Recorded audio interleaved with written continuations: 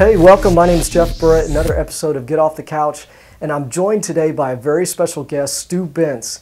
Now, Stu is a mixed martial arts expert and has really got a neat thing that he's doing with social media with his liongear.com brand. Stu, thank you for being here. It's great to be here. Thanks for having me. Well, you've got a great story because you were involved in wrestling as a middle school and high school, and you did really well with that. And you obviously stay in good shape. So you're a mixed martial arts kind of guy, and of course I am too. but this is something that you really are doing for the Lord, and it's something that has been out of your desire to use social media and your interest in MMA as a way to reach people for Christ. So I'm really interested in your story, Lion Gear. How did you come up with the whole motif and the whole brand of liongear.com? Well, it started in about 4 years ago, and I had an interest, like as you say, I was in wrestling, and I had that led to some interest in some fighting that was going on that was mixing different disciplines, and that was before UFC and these MMA things became popular, and I wanted to see how the wrestlers would do in those type of contests.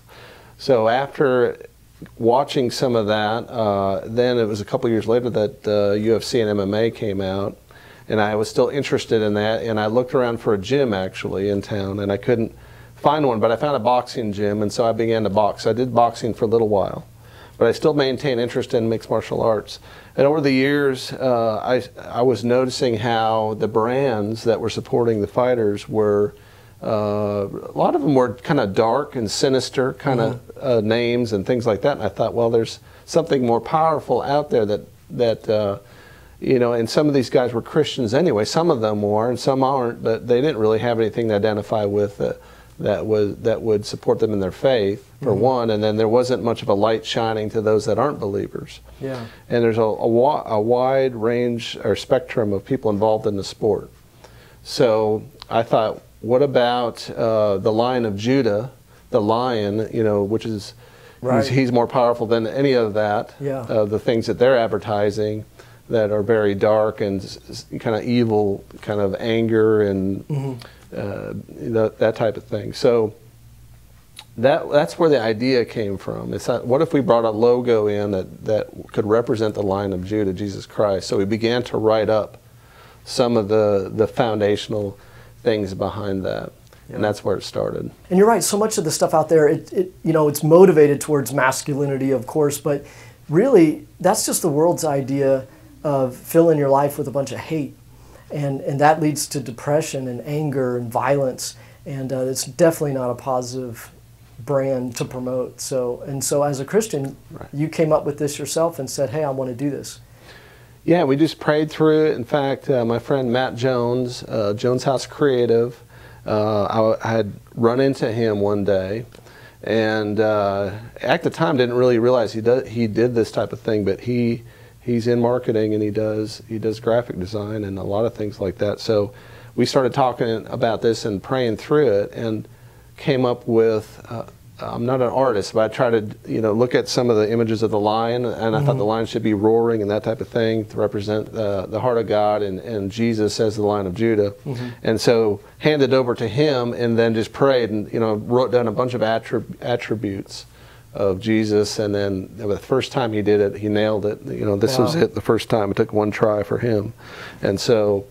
And you have your shirts for sale right now on the website, liongear.com. Liongear.com. That's on the screen. And you brought another one of your shirts because show them what's on the inside, because this is cool.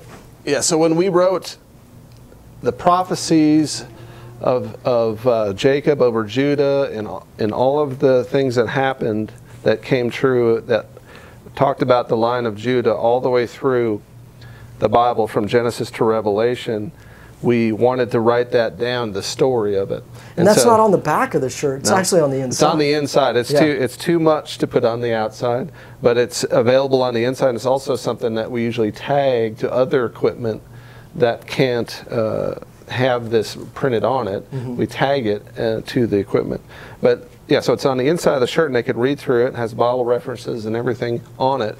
And I had somebody just the other day, for example, called me, and I hadn't heard from him for 3-4 years, but he had some of my shirts, and I said, how does that work for you? I mean, do you use it as a tool? Because they can use it if they're a believer as a conversation piece. Yeah. And he said, yeah, in fact, what I do, I talk to somebody and they say, wow, what's that? That's really cool. He said, let me tell you what it means. And he takes his shirt off and he and he holds this up and he starts to show it to them, and they're like, oh, I see. That's cool. So now he's at the mall when he's just taking his shirt off? I hope not. He's at the gym, right? I hope he's at the gym.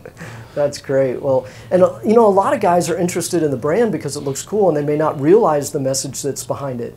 So it's kind of some covert marketing there. You're planting seeds for the gospel. Yeah, and it has, some of the shirts too have a little more of a short, bold message, and I'll just bring this out and show you the back. It says on the back, is the lion within? It has a question mark. Nice. Yeah. So it makes them think about right away, is the lion inside of you? And that's another way for them to bridge that gap and start having a conversation with them about it.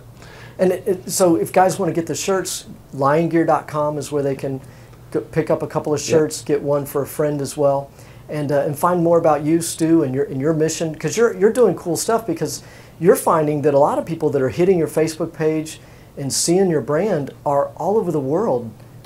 Yeah, there's people in the athletic industries. Okay, so we have fighters, fans, managers, things like that approach me quite a bit, and you know, that type of people in mixed martial arts and athletics. You know, we do a lot of things like we tweet scriptures and encouraging things and videos on the social media and Twitter and Facebook, and put things on YouTube, and we put testimonies on YouTube of some of the people that we work with, but they'll come to us through these different avenues, and you know, a lot of them have different backgrounds and different reasons for showing up there. But again, what I'll do is I'll say, okay, some of them want to be sponsored, and I'll say right away, well, do you know what we stand for? Of course, I don't want to be hidden, and this is a decision we had to make when we started a company. I don't want to be under the radar. I want to be really straightforward about what we stand for. So we tell them right off, this is what we stand for, this is what Lion stands for. And then that opens up, well, it just opens up a conversation. And if I do give them some gear or something as an athlete, I have an avenue to begin having discussions with them, encouraging them with prayer. I offer prayer all the time. Wow. Yeah. And I might not be able to be, some of them are closer to Tulsa, so I can have a little closer relationship. Others are in another state somewhere or another country. And so it's mostly just support through prayer, through social media, through text, things like that. So what happened with the foreign countries part of it, there had been some visitors from different countries, but what had happened is a separate initiative. We had been really encouraged to pray for unreached peoples. And part of what I do at my regular job in telecommunications is global strategy to types of things going into foreign markets. So I started to think and pray about, is there a different way to look at these markets, not just like who's the biggest market from a monetary standpoint, but what about some of these markets in places that have a lot of people, but they're not very big monetarily. They're maybe needy, or they may need the gospel, that type of thing. Because you have folks hitting your site from all over the world. That are just interested in the logo. They saw the brand somehow. Yeah, some of them came through that way, but I think what happened, one of the things that happened is we started praying for unreached people groups, also inspired by Lou Engle, who's been shifting a lot of his strategy to pray for unreached people groups, was to start praying actually for these different unreached people groups. And when we started doing that, and there's about, according to the JoshuaProject.net, about 7,000 that have not been reached at all out of 16,000 something. And so when that happened, an idea started to happen. And so one of the ideas was, and I had remember reading this, put Facebook ads in these countries where the unreached people groups are, and then link it to the Jesus film in their language. And then they just click on and watch it right there on Facebook. Or they click again and get to the Jesus film page. And all the, they've translated it into hundreds and hundreds and hundreds of languages. And for a lot of these people, it's the only film they'll ever be able to watch in their own language, because most films are only translated into a few languages. And so we started doing that, but we used Lion Gear to place the ad. Okay. Because we already had set up to do some of that social media and outreach using Facebook ads. Yeah. So now we shifted it to like Bangladesh and Pakistan and India. Wow. And Malaysia, and then we would say, watch Jesus in, you know, Malay, or watch Jesus in Bengali, and then click and they watch it. And then, so then some of those people, of course, they could watch it. We'd see we had great success there. A lot of people weren't spending big advertising dollars in these places because these people don't have a lot of money really compared to some of us in the West. So it's really inexpensive per person to. Doesn't cost you a lot. Doesn't cost a lot per person to click through to watch the movie. Which it's just a fraction of what it would cost here to do the same thing. And I've done some Facebook advertising in the U.S. So yeah, there is a very big response to that. And then some of them would also come back and like the Lion Gear Facebook page. Okay. And if they do that, then they're going to get the scripture posts and those type of things on a daily basis. We do daily scriptures and things like that. So it also opens up a lot of conversation because when we're advertising, we're not just going in the ad space, we're also going into the news feeds. And when they go in the news feeds, they can comment, reply, and ask, and so we have all these discussions going on. Yeah. And wow, that's very cool. And people in different countries. Yeah. So yeah, it's become global. It's not like they're going to buy stuff from Lion Gear, but it's a way to reach out to them. To somebody that really probably can't afford to do that anyway. And let's face it, some of the Christian stuff that's out there, the marketing is not that good. It's just not. But your brand looks really cool. Well, I appreciate it. It looks good. And it's going to get, especially a young guy's attention right away. Well, it's true. The group, the demographic that we've seen the most response from is 18 to 24, but you know it goes beyond that. But that is the biggest demographic, and males in 18 to 24. And you've got some athletes out there that are sponsored. They're wearing your gear, so they can see that on your Facebook page and on your website, liongear.com. And that's a great tie-in because they realize it's not just wearing a brand that doesn't mean anything, making some dead rich guy money, but it's really about representing something that it could change their life and the lives of their friends and family. Right. It's all pointing to something. It's all pointing to what does the lion stand for? Yeah. And the Lion of Judah. And so that's one thing we can always do is point them back to that. And you know, some people wonder. I've had some people in other countries ask the question. They see so much scripture and stuff coming through that you're not really a gear company, are you? That one guy asked me. And I said, no, and I actually sent him here's where you can order a shirt. You know? So, no, we really are, but we have a message. You know, it's more about the message than it is about the gear. So instead of being the other way around, I think I've just studied some of the companies that are out there that have done gear that are Christian companies. I couldn't really find the message with some of them. I could and some I couldn't find it, even if I searched, even though their core values might be strong. So I think we just chose to be more upfront with it, and I think it's almost like we're very upfront with it to the point where it seems like we're getting it through because we don't look. Maybe it's because we don't look churchy. We can send scripture all day long, and it seems like it goes through without being a turnoff. Because maybe where it's coming from is different than where you're used to. Right. And we can slip it under the radar, something like that. It's kind of like, you know, there's no flags going off, it's just coming in. Yeah, so. Well, why be timid about it? And you just said, hey, this is what we're about, and part of it's your personality. You're interested in impact sports and just really going full force with it. You know, you're a wrestler for years. You don't win by holding back. So that's really what you've done with your faith as well. And social media, global strategy, something that you do at your real job at work. You've taken and you've made this a hobby, I guess, but really your own mission to go out there and reach people all over the world for Jesus, for the Lion of Judah. Yeah, we've really tried to do that. I mean, and try to encourage others to do the same.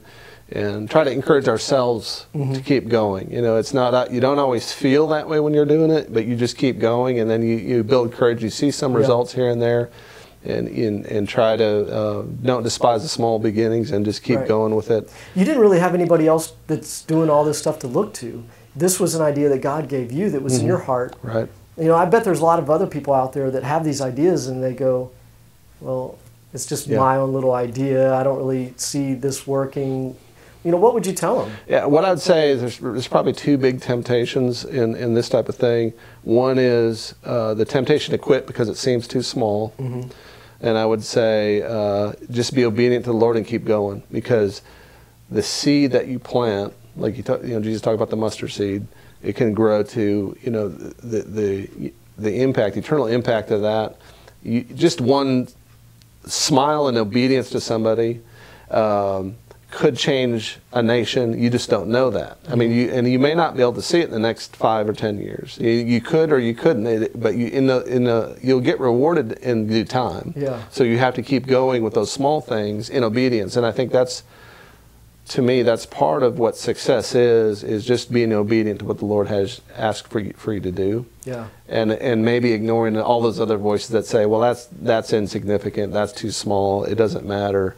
Mm-hmm. Because from the outside it may look small. Right. And then I think the other temptation is if it gets too big. Because if it gets too big, not to say that's bad, but the temptation in that would be to think that I'm really doing something. Yeah. But the success of it or the reach of it is not necessarily visual. Mm-hmm. So the person that speaks to 10,000 or the person that speaks to 1, you don't really know the impact of it. I mean, one may be, you just don't know which one's is really bigger. Right. So in both cases, I think the importance is stay obedient to the Lord either way, if it's 10,000 or if it's 1. Yeah. Step out, don't be afraid to get started. But if it does do well, don't take credit for it. Make sure you're giving God the credit for it. And stay obedient, because then the temptation is, if it's big, then to start to listen to the voices. There's so many voices praising you, maybe, to say, oh, this is great. And then you start shifting your focus to what they're saying. Rather than okay, Lord, what do you have me do now? Right, and get off track. Right. Wow. Well, liongear.com is the website and Facebook page as well. Now, Stu, one quick thing before we go. You've got a brand new book coming out. It's due out later this year, first of next year, right? Tell us about that real quick. Yeah, well, one of the things we've done is blog a lot on Lion Gear. Mm-hmm. And we blog about current events and things like that. It's not all about athletics and sports. It's about teaching them to be warriors for the Lord and to be courageous and that type of thing. And part of that started to, really talked about the times we live in, and you have to be strong. And the name of the book is? And well, so when we started blogging, eventually I was reading through End Times. So it's about the End Times. It's called The Father's Heart and Purpose for the End Times. Okay. And embracing your role in His plan. So it came out, some of those blogs, and also just taking a couple of years and reading through what Scripture has to say about end times from Genesis all the way through to Revelation, and what is really God's heart in it. Okay. And hopefully not missing the point of being too caught up in the drama that you miss what His heart is and the things He's trying to accomplish and what role you play in it. Wow. Well, we'll be looking for that. Be sure to check that out on Stu's website, liongear.com, and follow him on Facebook. Well, Stu, thank you for just encouraging us and sharing your cool story about how you've got off the couch. I mean, you're doing it. You're not letting small beginnings stop you, and definitely you've got something that's making a difference around the world. So thank you. Well, it's an honor to be here. I appreciate it. Thank you. Yes.